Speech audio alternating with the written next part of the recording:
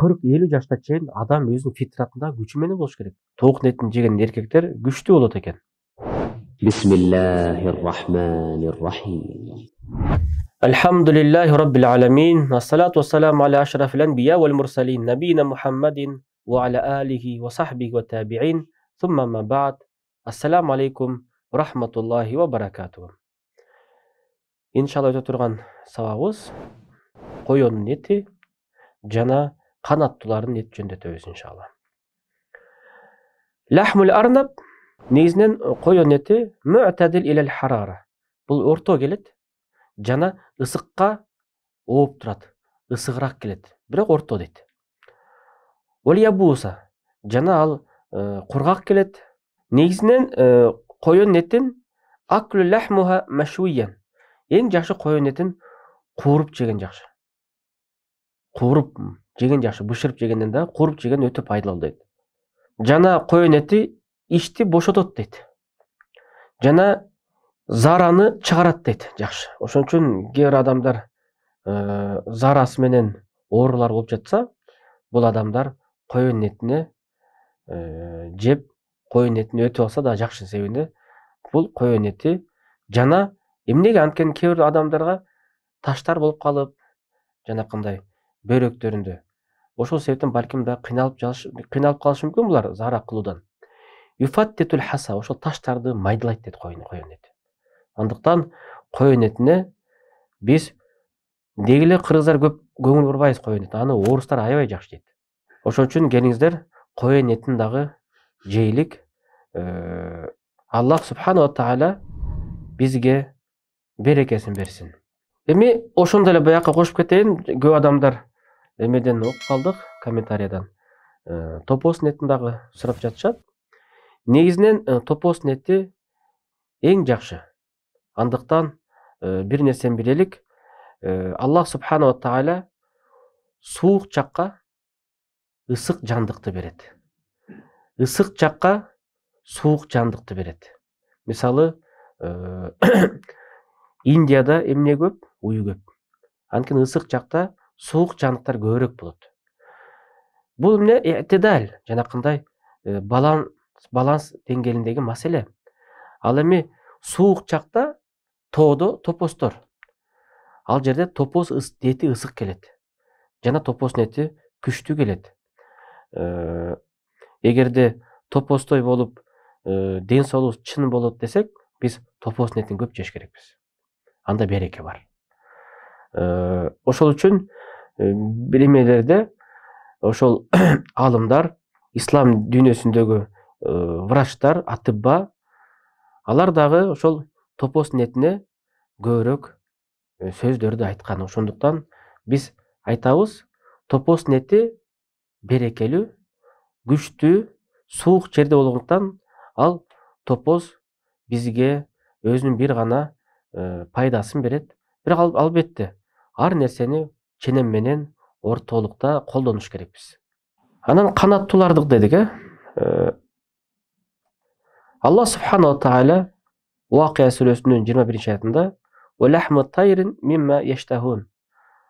Аларга биз канаттын этин бердик дейт. Алар ошону каалап, ошону жактырат эле дейт. Демек, канаттын эти өтө пайдалуу. Муснад аль-Баззар хадисте келет, марфуан иле наби, пайгамбарыбыздын өзүнө көтөрүлгөн, иннака латанзуру иля тайри фил жанна фаташтахи фаяхирру машвиян бейна ядейк.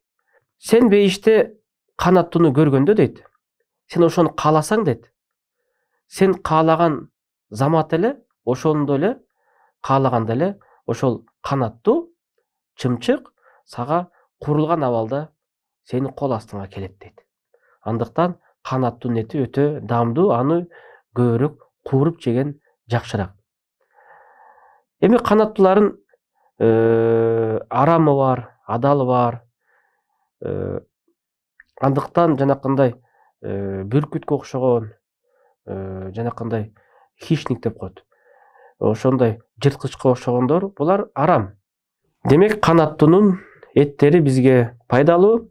Аллах субхана ва тааля бизге адал кылган канаттууларды эттерин жеш керекпиз. Алардан белгилүү адал бул жанакындай лахму даджаж, тооктун эти. Анна Наби саллаллаху алейхи ва саллям акала лахма даджаж. Пайгамбар алейхиссалату вассалам тооктун этин жеген деген хадис Бухари Муслимде келген хадис бар. Абу Муса аль-Ашариден келет. Тооктун эти кандай? Тооктун эти ысык келет. Ва хуа хар. Тооктун эти ысык келет дейт. Рутабун фил уля. Биринчи ал нумду келет дейт. Анан кийин аны мисалы биз курусак ысык келет. Бирок аны бышырсак орто келет.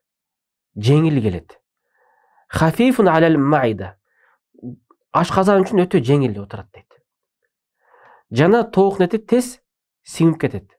Сариул хадам. Жана тооктун эти язиду фид димаг вал мани. Тооктун эти мындайча айтканда акылыбызга акыл кошот. Мындайча айтканда, тагыраак айтканда, биздин мээбиз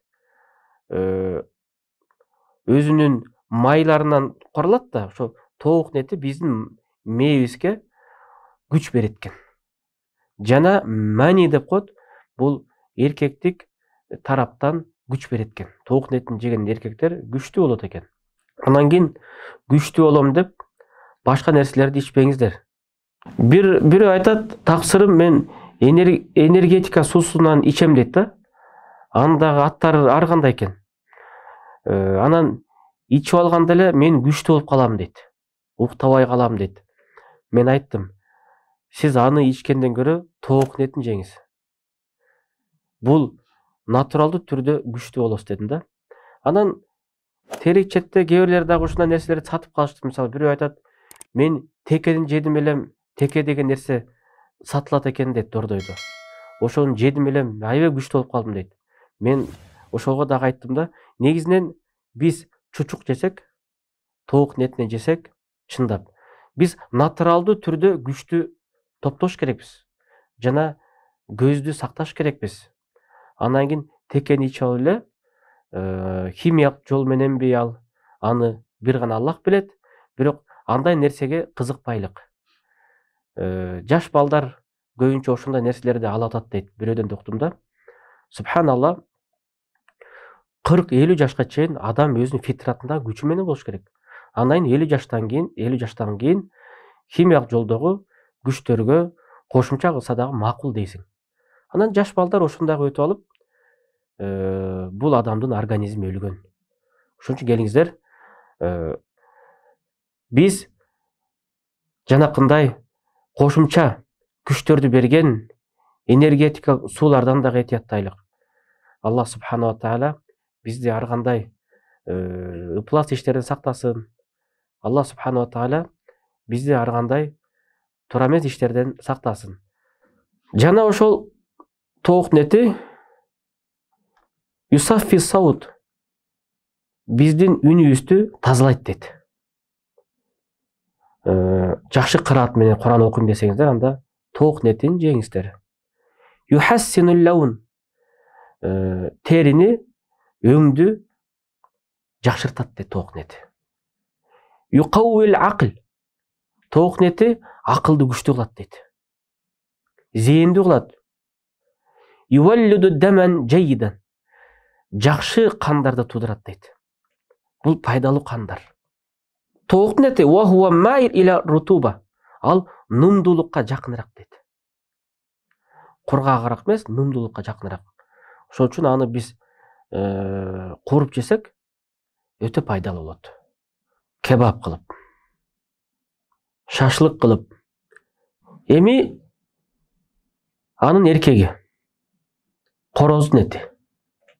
Биз эми тоокту айтып, эми эркегин айтып коюш керекпиз. Лахмуддик, бул анын нумдуулугу азыраак дейт тооктун этине караганда. Негизинен короздун эти жакшы келет, азыгы күчтүүрөөк, бизге жакшы азыктарды берет. Сариул инхидам, короздун эти tez singdirет deyt.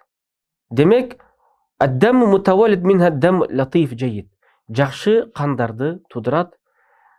Ошол үчүн короздун этинен дагы жесек жакшыраак болот. Эми кааздын этин дагы кошуп кетелик буякта. Кааздын эти хар, рутап, ысык келет дейт. Андан кийин нумдуу келет. Андан көп жакшылыктар бар дейт кааздын этинде. Бирок сиңиши кыйыныраак дейт. Андыктан кааздын этин жегенден кийин көбүрөөк басканды дагы аракет кылыш керекпиз. Басып, окат кылып, кааздын этин жеп туруп уктап калбайлык. Ошон үчүн жегенден кийин биз аны сиңдириш үчүн басып кыймылдаганыбыз жакшыраак. Кааздын этинде көп пайдалуу витаминдерди алабыз. Жана ошондой эле өрдөктүн эти дагы ошого кирет. Биз аларды дагы көбүнчө өрдөк, кааздарды, индюктарды биз эмне кышында жейбиз. Эмнеге? Анткени ысык келгендиги үчүн да. Кыш деген суук келет. Аларды ошол дайыма каазды, өрдөктү жей албайбыз да, анткени ысык келет. Ошон үчүн биз аларды жанакындай жегенде муздата турган нерселерди кошуп, аралаштырып жеш керекпиз. Мисалы, ошол чөптөрдү, кайсы чөптөр суук келет десе, ошолорду кошуп, бышырып жесек жакшыраак болот. Аллах субхана ва тааля бизге берекесин берсин. Аман эсен жакшылыкта ден соолугубузду чындайлык. Элибизге жакшылыкты каалайбыз, токчулукту жана эч качан кедей болбоңуздар. Жүрөктөрүңүз дайыма иман менен толуп, акылдарыңыз илим менен толуп, жана курсактарыңыз эт менен толсун. Ассаламу алейкум ва рахматуллахи ва баракатуху.